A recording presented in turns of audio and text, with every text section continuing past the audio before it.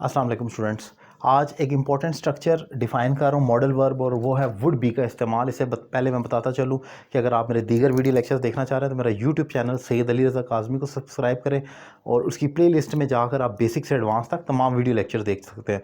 और अगर आप पाकिस्तान में या पाकिस्तान से बाहर कहीं भी ऑनलाइन इंग्लिश लैंग्वेज कोर्स करना चाहें मुझसे, तो नंबर आपकी स्क्रीन पर मौजूद है। एक रीज़नेबल फ़ी पे कर आप मुझे ज्वाइन कर सकते हैं और घर बैठे अपनी इंग्लिश में इंप्रूवमेंट ला सकते हैं। तो अब स्टार्ट करते हैं। आज का टॉपिक जो है कि है वुड बी का इस्तेमाल। सबसे पहले मैंने इसको कैटेगराइज कर दिया 5 पॉइंट में कि वुड बी स्पेसिफिकली किन किन मेन एरियाज़ में आ सकता है। एक तो फ्यूचर कंटिन्यूस विश, जब आप फ्यूचर की कोई विश करें लेकिन वो प्रोग्रेसिव हो, कंटिन्यूस यानी कि जारी हो। देखें, आपने फ्यूचर कंटिन्यूस टेंस तो पढ़ा ही है जिसमें विल बी और शैल बी का इस्तेमाल होता है। ही विल बी स्लीपिंग, उसी विल बी की जगह वुड भी आ सकता है। For example, I would be taking rest tomorrow, ये मैं फ्यूचर की डिज़ायर कर रहा हूँ, कल मैं रेस्ट कर रहा हूँगा। सो ये रहा हूँगा same future in continuous tense ही होता है, लेकिन वो विल बी है तो ये वुड भी हो जाता है आईएनजी के साथ। आप देख सकते हैं वुड बी प्लस आईएनजी इसमें इस्तेमाल होता है। सो ये इसमें एक इंपॉर्टेंट पॉइंट है। आगे चलते हैं ज़रा। उसके बाद आता है वुड बी पैसिव में। याद रखें, जितने भी मॉडल वर्ब हैं, can, could, should, may, might, must, will और शैल, उनका जब पैसिव बनता है तो उसमें बी का इस्तेमाल हो जाता है। तो यहाँ पर भी वुड का पैसिव वुड भी हो जाएगा। ही वुड बी हेल्प्ड, यानी कि उसकी मदद की जाएगी।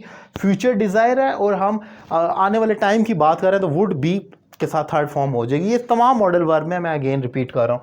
देन वुड बी का हम इस्तेमाल करते हैं as an action verb. Would के साथ बी का इस्तेमाल होगा जब कोई और एक्शन वर्ब ना हो। For example, he would be, अब इस फिक्रे में कोई और वर्ब नहीं है तो हम कहें he would be at home. अब यहाँ पर बी इसलिए लगा क्योंकि फिक्रे में कोई और एक्शन वर्ब नहीं था। अगेन मैं बताता चलूँ, जितने भी मॉडल वर्ब हैं, can, could, should, may, might, must, will, shall, ये जितने भी मॉडल ऑक्सिलरीज हैं, अगर उनमें कोई एक्शन वर्ब नहीं होता तो बी आ जाता है। तो यहाँ पर भी ये वही केस था, वुड बी इसलिए लगा क्योंकि कोई और एक्शन वर्ब नहीं था।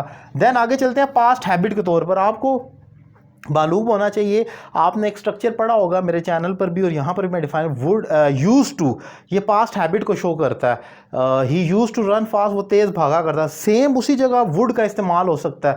तो जब आप वुड का इस्तेमाल करते हैं तो वुड भी आ जाता है जब अगर माजी की आदत का जिक्र हो और कोई एक्शन वर्ब ना हो।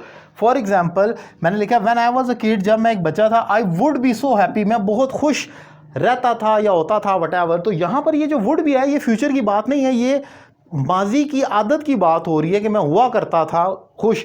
अब ये बी क्यों लगा है? क्योंकि यहाँ पर आगे एडजेक्टिव है, कोई एक्शन वर्ब नहीं है, इसलिए ये बी लगा है। सो ये पॉइंट याद रखना है, जब भी मॉडल वर्ब में एक्शन वर्ब नहीं होगा तो बी लगेगा। देन एक पास्ट ऑफ विल बी, याद रखें ये वुड और विल दोनों बड़े इंटरचेंजेबल हैं, बल्कि शैल भी क्या है, पास्ट ऑफ विल। याद रखें जितने भी मॉडल वर्ब हैं, जैसे